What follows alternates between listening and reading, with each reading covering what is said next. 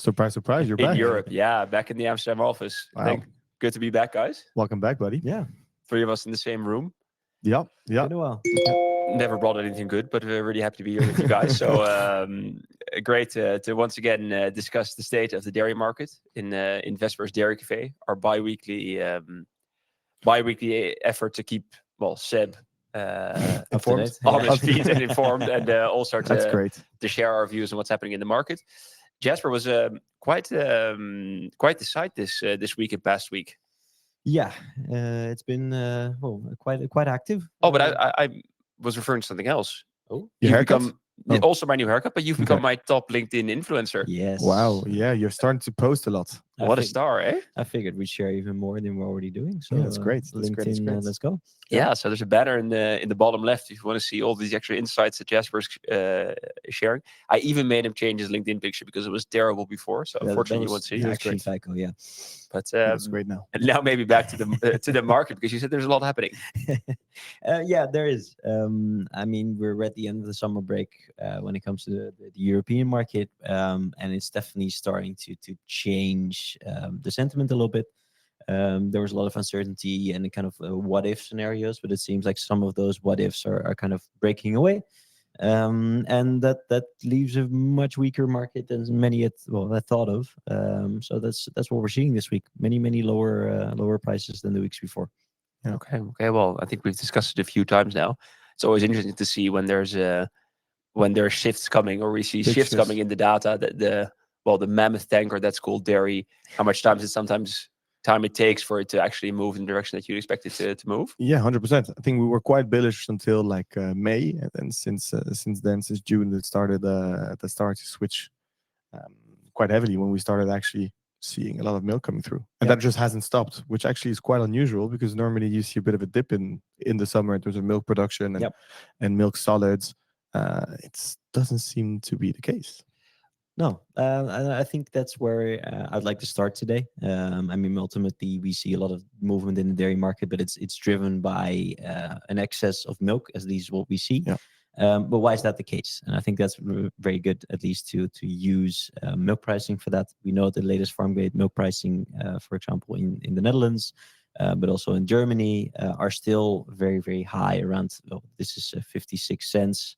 For Germany, 53 cents per kilogram of milk, or in this case, because we look at it in tons, 563 euros a ton. I'm looking at the 5-year history of milk prices, in this case, farm gate milk prices. We thought that these 60-cent milk prices were extremely high and weren't really going to be seen again. But the 56 we're seeing today is not that much short of the levels that we saw back then. So long story short, milk prices are actually really, really high, and they have been high for at least, looking at December last year, we're almost closing in on 3/4 of really, really high milk prices at this point in time. But when do you feel like they will actually start dropping? Or have they started dropping already? They've started dropping slowly, but the problem is that and this is for Europe and not necessarily for the US, so we'll zoom in on that later. We're competing for a small amount of a small milk pool. So there's only a limited number of farmers available, or in Europe as a whole. But we know that most of them, or a lot of them, will be stopping or quitting over the coming years. So essentially, we know that there's kind of a battle going on for a limited number of cows, which is decreasing over time. So the higher your milk price, the more you've secured your milk pool in your business as a cooperative. So that's where we see a lot of competition between co-ops. Interesting. And it doesn't really answer your question, as in will we see when we will see prices dropping, but I think that we will slowly see prices drop, but they will be held up or pushed up by this battle. Okay, so we won't go back to like the 30 cents. That seems unlikely. Based on a shrinking milk pool as a whole in Europe, I would say no. 30 cents would be very, very low. It seems far off. In the US, however, we do see that milk prices are dropping. We generally don't look at this in euro. So if we take the US dollar equivalent, we do see that since September last year, we see that milk prices have dropped quite significantly. Actually, they've dropped by roughly 25%. Why? Well, we saw commodity prices throughout the US already dropping quite significantly late last year. So this is driving the US milk price low. essentially you would say, okay, so that means that the US is in a bit of a problem. They will have less milk. It's true, but I think the one of the most important parts is not just what the milk is priced at. It's also actually energy costs are always an interesting aspect, but feed is actually much more interesting, and that's where I feel like we're sometimes overlooking that the height of the milk price is one thing, but the height of the other input costs are actually just as interesting. And if we look, for example, at the 5-year history of the dairy cattle feed in the US, we see that based on the heights that we saw just over 2 years ago, $313 a ton for dairy cattle feed, we're now dealing with 190. That's a little bit more than half, but we saw a huge decrease in feed prices. So yes, milk prices have dropped, but if you put this against the feed price, we're still doing really, really good actually. Can I challenge you a little bit here live on air? Yeah. To make one of my favorite graphs. Oh, you want to start comparing them, do you? I would love to have the milk price to feed price comparison. I will. I actually had the butter equivalent lined up, but because you asked for it, Feel free to duplicate it as well. I'm totally happy to. You know what? Because you bring such good ideas, I'm actually going to be duplicating this widget. Oh, do we maybe have a new button where we can instantly turn off everything else that you have on? Now that you mention, you can actually reset your entire selection, so nothing is selected anymore. We're going to be looking at the class 3 milk price from the USDA, because I think that's the most commonly used in this case for cheese and whey applications. And we will be looking at the feed dairy cattle feed price, also the US calculation. And if you start comparing these against each other, and I think 5-year history is great. Spread. I mean, I'm just saying you could do. You're making me work, are you? You might one day become a Vesper expert. Hey, Jasper here. So taking this into consideration, if we take the milk class 3 price and subtract the dairy cattle feed price, this is what the spread that you end up with. And of course, we're not going to look at this in euro, but in the US dollar. You can still see that the margin is better than we've had since 2021 for the most part. So the margin, yes, it's shrunk. Yes, it's lower, but it's still massive. And I think that this is part of the reason, and this is also, of course, what we see in Europe, why milk production is really doing good, because fundamentally, we are seeing more milk because the margin is good and a lot of dairy feed is given to cows. But it's also interesting to see that if we compare this to like the 2022 market, which was crazy for milk prices, but also for feed prices, of course. So it's interesting to see that despite milk prices being higher at that time, if we look at the margin between these two, it's actually better at this time than it was back then. Yeah, and that's why I feel like, and that's repeating the story that I just told, just looking at milk prices doesn't give you the entire story. And I think in 2022, what's not even in this graph is energy prices. Those are much higher than we see today. There's plenty of uncertainty in the world today, but still energy prices are lower than we had in 2022. So overall, the margin is simply better today than it was back then. I mean, especially in the US, margins are everything. You can have a look at, for example, how the dairy herd size moved over the years. In the US, culling took place massively in 2023 because the margin was too low. And exactly these 3 months, May, June, July, were the months where a lot of dairy cows got slaughtered because the margin wasn't there. And it's good to note, of course, that some other costs are not taken into account here. So labor, for instance, is not in here, and labor has risen, of course. So it's not only good news, it's also it's hard work on the farm. It's also not that we're saying that there's a buckets of money flying in there, but still, it's I think very interesting to see. If you're sitting at home and you're curious how this works for Europe, don't worry, you can make exactly the same graph very easily for European feed price versus European countries' milk price. You could just duplicate the widget, add a spread, and maybe I can do it for them. You're really getting there. We need to get you a sticker someday. And ultimately, I think we talked about margins a lot already, but the result, and we already have weekly volumes for Germany lined up, is that we actually, after a few months where we were catching up, the big decrease that we saw early in the year, we're now, in the case of Germany, actually above last year's values. And it's not the only country where we are above. I think France is also a country where we see that the France milk. where we see that the milk intake has been very, very good. And I think throughout most of spring, so the spring flush was actually better. And now we're seeing that throughout the summer, we're also seeing more and more milk. And it's not just France, it's also the United States. Have you heard of this blue tongue theory? We have a blue tongue theory? No, but that's due to the blue tongue. Actually, the milk peak was actually pushed 2 months further, and that's why they're seeing a lot of unexpected milk coming in now, because I think they skipped a cycle, if I understand correctly, and there's just a lot more milk that was unexpected coming through. So that's why we're seeing extremely positive numbers more around July, because that's actually where the peak was supposed to be, is actually coming in 2 months later. I think if there's a blue tongue expert in our audience who would like to join us sometime for a deep dive into blue tongue, you're more than welcome. We'll save you an extra seat over here. But it's interesting. Yeah, that's what I've heard today. Yeah, I did hear that calving cycles got affected. Exactly. So it was something that it could take place, that some of the milk cycles would be slightly different. But I think I haven't heard that the cycle was actually postponed to roughly now. So July was actually much more positive due to that. But that's quite an interesting one. I think continuing we had France, Germany, much higher numbers, Ireland, much higher numbers, US, as we mentioned already, much higher numbers. Also, latest numbers for New Zealand came in this week, where we also saw that the milk production, even though it's July, is at the bottom. It was actually doing quite good. And we've talked about this in the previous Dairy Café, but long story short, the latest milk production was good, and the latest milk price forecast was up. So the indicators, as positive as they were in like we mentioned in the previous Dairy Café, they've only gotten more positive for the 25-26 season. Maybe it's good to quickly follow up on, because I think a very fair remark in the chat, that the graph still shows that the peak of May is still just in spring, as you'd expect. Yeah. So maybe going back to the blue tongue theory, that it hasn't pushed the entire flush out, but it's pushed a part of the milk availability out to later months. Exactly. Yeah. That's a good precision. Yeah. And I think now, ultimately, we know that all of this additional milk, we don't drink it straight away. Of course, sometimes a lot of commodities are being produced out of it. And that's the market that we're dealing with today. I think the general consensus is that we've had several months of good production by now. We see that the availability of many of these dairy products is improving.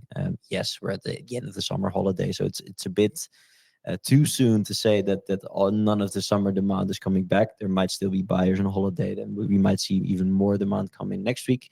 But this week, the availability is definitely growing, and more offers are coming in, and it's slowing down prices. If we look at, for example, at the European butter price, it's now well below 7 for several weeks already. Ever since late July, we haven't reached the 7 level, and the interesting part, and it's not just butter, but it's for many other products as well, the range is really grown. So we are seeing that there's producers who have their stock pressure under control. They don't need to sell at extremely low prices, but there's also producers who do. Yeah. And that's where we see a range, for example, in butter between 6,700, so already 170 euros lower, and also still above 7. There might be guys that produce a butter that somebody else really wants. They're limited to a small number of suppliers, and they have to pay 7. It's still possible. So the range in this market is actually really high, and actually therefore even more interesting. Mm-hmm. Yeah. It's not just the case for butter. I think one of the other markets that's really falling these weeks is cheese. I've clicked on cheddar curd right now, which is one of the markets that we see falling. Latest pricing is around 4.4, but as I mentioned, also here we see a range. We see prices already at low at 4.3 or 4.25, but also people still asking 4.7 for prices like these. And asking these higher or at least the people who send us higher prices, asking them, hey, what's going on? How are you looking at the market right now? And he's saying, well, my stock pressure is under control. He's on the selling side. The stock pressure is under control. I don't need to sell that much. I'm just waiting for these buyers to come back. Well, if I talk to the guy that's on the bottom of the range, he says, well, I'm seeing cheese that's way too old. Stocks are way too high. There's plenty of suppliers calling me, hey, could you take a few extra trucks this week because I'm stuck with this. So we see two completely different stories. And at this moment in time, Well, the truth usually is somewhere in the middle, but I do lean towards the slightly weaker side because I feel like based on all of the additional milk that keeps on flowing in, it sounds a bit really bearish to say it won't hold, but it's really hard for this market and these prices to hold. Would you expect any additional milk to bring more pressure or more quickly to the cheese market than to any of the other markets? Usually yes, because cheese has definitely been one of the markets where consumption is doing quite good and prices compared to other markets have been relatively high. But we do see that in recent months the valorization of cheese has shrunk, so it's less interesting. If you compare it to other products, butter and skimmed is actually doing a lot better. So it is slightly more interesting to produce more butter and skimmed, and with the additional milk, you can also do cream, SMC, for example. So you have a lot of options. We see that the market where last year everything was put on cheese, at the moment it doesn't seem to go that way. It looks more balanced compared to the years before. Taking some other cheeses, Gouda, we're barely holding on to the 4,000 level. We see plenty of trades going below this level already. Just like with mozzarella, we see plenty of trades below the 4,000 mark already. So cheese market's definitely under pressure, and we've talked about this before, but cheese is age. So the problem just gets quite big quite soon. If you have everything under control, there's nothing to worry about. But once it starts to get problematic, it goes down fast.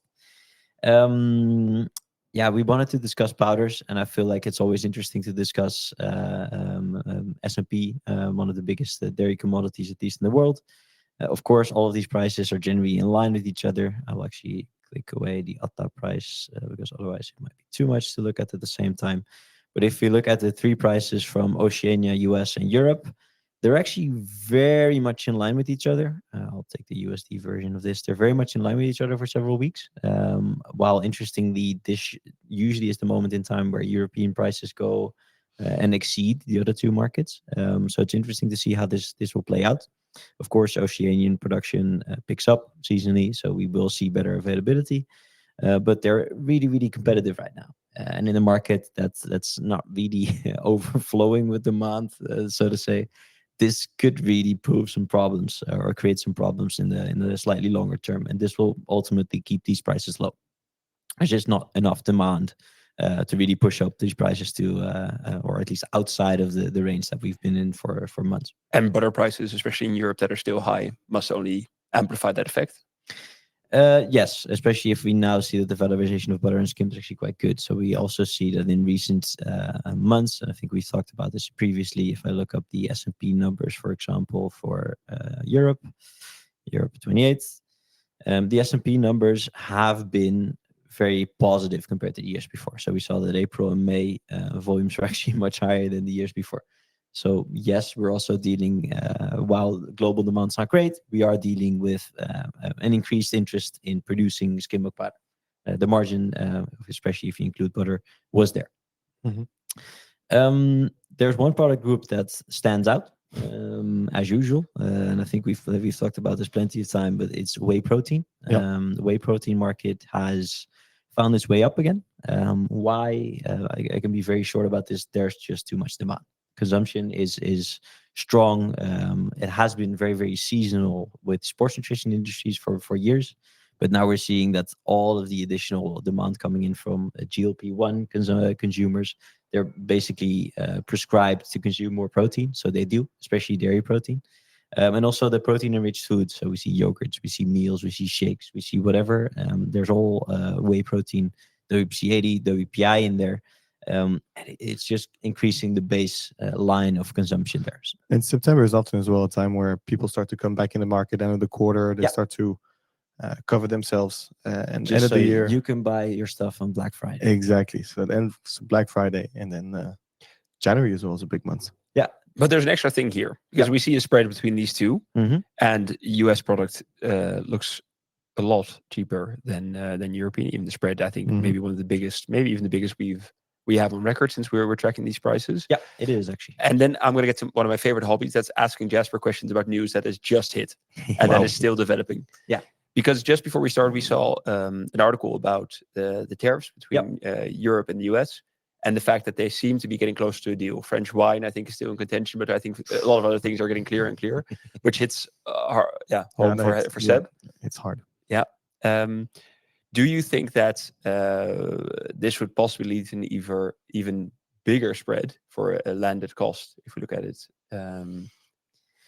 I think ultimately it really depends on where these negotiations land, of course. But we're hearing different stories, or at least we heard the story that everything would be 15% and that's where it would stay. But it seems to be that some of these tariffs might actually be lower for dairy products. So and lower means from the US to Europe? Yes, from the US to Europe, we're actually seeing that the tariffs that are currently in place might actually be lowered slightly to ensure access of US dairy products on the European market.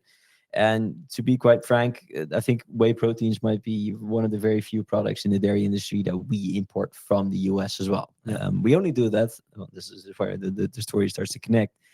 We only do this when the margin's there. And in recent months, we see that the margin is definitely there. But if that happens, that should rebalance the spread, right? They should become way closer to each other. You're much more than a sidekick in this case. Yeah. I do some fun analysis.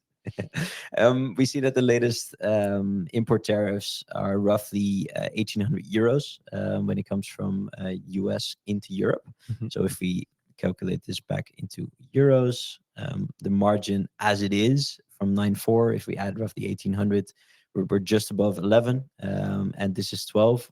There is a margin already, and if we lower this import tariff, the margin will be even bigger. And I'm 100% sure that some of this, some buyers within the European market will switch back to US product again, especially when, for example, Chinese buyers might still purchase in Europe. So we will see that this trade lane shifting like we saw in April, it will continue. And especially if it's not just the whey protein, WPC80, but also WPI. If the margin is there, we're going to import it for the US. Yeah, that makes a lot of sense.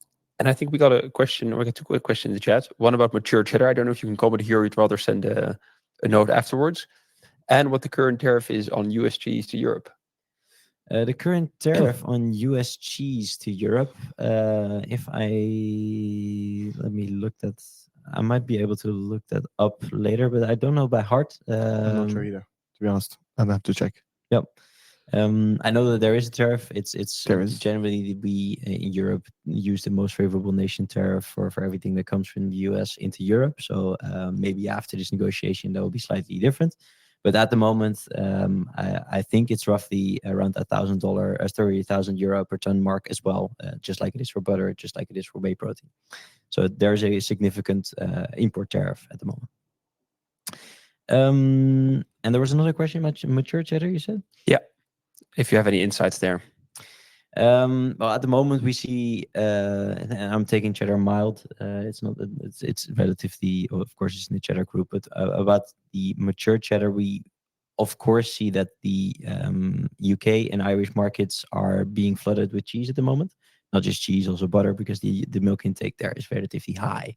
So we do expect, and that's also what we see, that the cheese prices from the UK and Ireland are actually lower than the cheese prices that we see in the continent, since mature cheddar is mostly from those regions rather than the rest of Europe. We do expect that those will remain under significant pressure. I don't know if the Irish milk volumes are actually on everyone's mind, but if we look at them, for example, compared to previous years, and I can pull up some of the other years as well, the latest volumes are huge. And I've heard of July's as much. So yeah, I've heard. At this rate, we do expect a lot of milk coming from these regions. It will go into butter like it usually does, but it will also go into cheese. It will basically spread across all categories, and that will ultimately lead to lower cheddar prices for not just curd, but also mild. Also taking the monthly UK production, it's massive and it's up. High stocks, I suppose. Maybe. Low consumption, to be honest, in the summer, right? So cheddar is not necessarily the product that people consume throughout the summer months. It's much more mozzarella, some fresher products, and that's definitely that would also that could help the price later in the year. Mm-hmm. But at this point, it won't really help to keep prices up where they are right now. Indeed. Okay, so we see quite a bit of pressure on all groups. Yep. Cheese more than others. Yep. S&P, interesting story we need to see, but it's a highly competitive market, the most competitive maybe we've seen in the past years, price-wise between the three major regions. And as always, higher protein exceptionalism is still there, and going their own way. Peaking. And on the skim side, there was an O'Neill tender, right? Who played the major role? Who? Oceania actually played a bigger role than many had anticipated. Well, for whole milk powder, we always expected Oceania always plays a big role because they're by far the cheapest in the global market. Taking, for example, the whole milk powder prices, we see that from Oceania, it's actually roughly $800 cheaper than it is from Europe.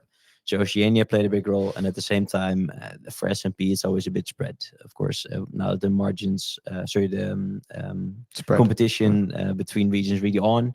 We do see that they're all interested in trying to lock in volumes, but for Europe, it's simply much cheaper to ship it there. So either you have to sell really, really low Oceanian product, or you can sell slightly higher as a European seller. So I feel like that's why we mostly see European sellers on O'Neill tenders in this case, just like we saw last time. And the final thing I wanted to mention is, and I actually wanted to talk about this much earlier, but I think futures are a very interesting market, an interesting aspect of the dairy industry nowadays. In previous years, we've seen that futures sometimes jump the gun. They jump the gun the right way, but also sometimes the wrong way. We see jumps in prices on futures that we don't always see on physical markets. So it's always kind of it's a mini atmosphere, a mini environment sometimes of what the actual dairy market is.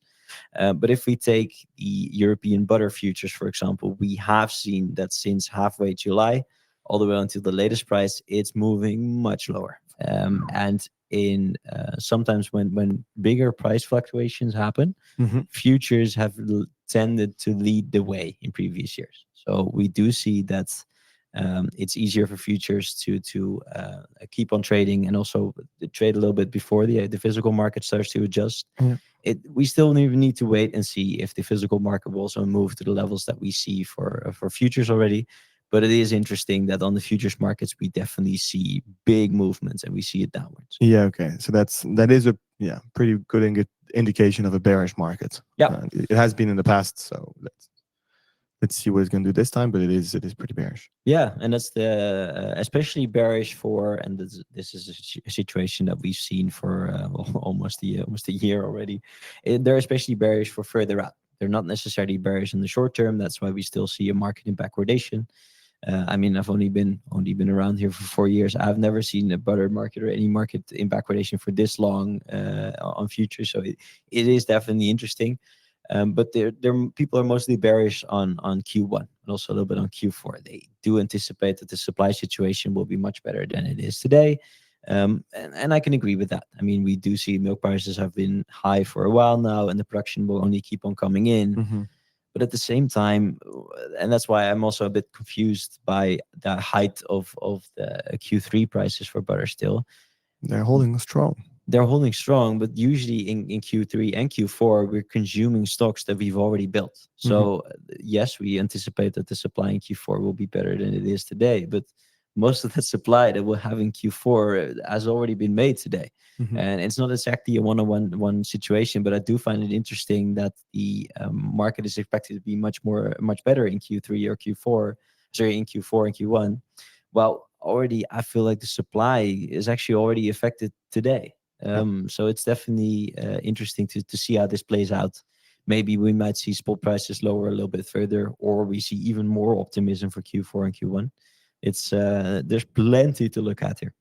Yeah, well, interesting weeks coming up. I think a clear story. I think good to go past all product groups. If you still have any questions about this, feel free to send an email to seb@vespertool.com. Like always, we're more than happy to help. I think a clear story, and I think also an interesting one. So I'm really keen also to see all of you again in 2 weeks' time to see how this is unpanning. It goes fast, yeah. So I'll look forward to that time. Jasper, thanks for sharing your insights. Seb, thanks for correcting us when needed. It's a pleasure. Yeah, it's a always. pleasure. Thanks, guys. See you in 2 weeks' time. See you in 2 weeks. Thank you, guys. Bye-bye.